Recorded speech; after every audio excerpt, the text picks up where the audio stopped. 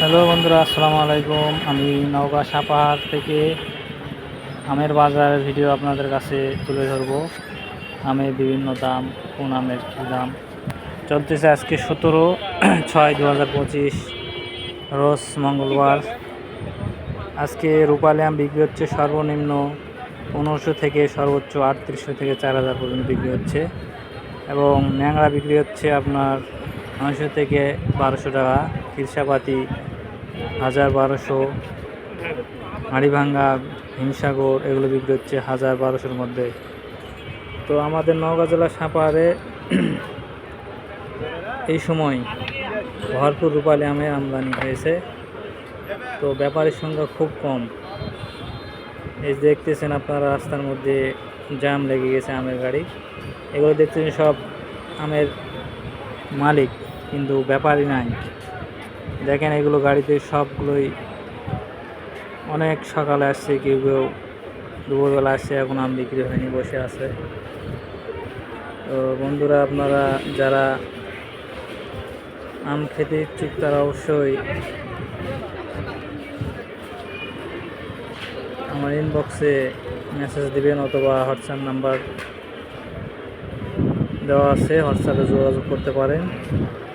তো এখানে প্রচুর পরিমাণে রূপালী আম, এগুলো দেখতেছেন সব রূপালী আম। এই যে এই কালারটা দেখেন, এই কালারটা একবারে কালো, তবুও ওইটার দাম 1400-1500। এই যে এটার একটু ফ্রেশ আছে আম, এটা আপনার 2200 চলতেছে আজকের বাজার। তো ব্যাপারীর সংখ্যা খুব কম। এই যে দেখেন সবগুলো গাড়ি লোড করা আছে আমের, কিন্তু ব্যাপারীর সংখ্যা খুব কম। এই কারণে এই যে ভাইটি দেখতেছে, এটা হচ্ছে ন্যাংরা। তো 800 থেকে 900 টাকা বলতেছে।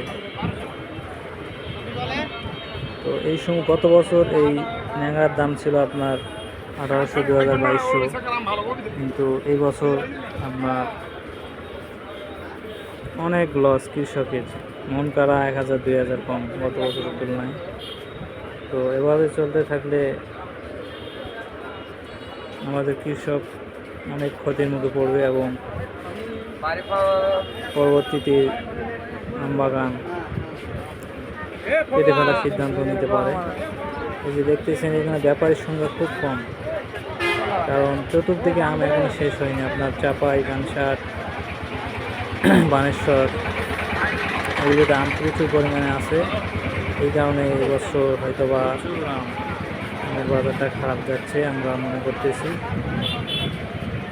এই যেগুলো দেখতেছি সবগুলো রূপালী আম, রূপালী সব, এগুলো হাজার হাজার গাড়ি আছে, সব রূপালী আম। 90% আম হচ্ছে রূপালী এখন বাজারে, বাদ বাকি আপনার হচ্ছে অন্যান্য ন্যাংরা আছে, হাড়িভাঙ্গা আছে, ব্যানানা।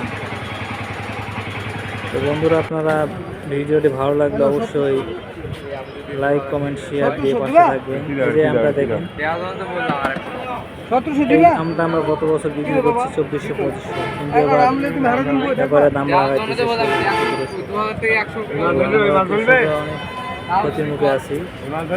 চলতে থাকলে আমাদের অনেক ক্ষতি।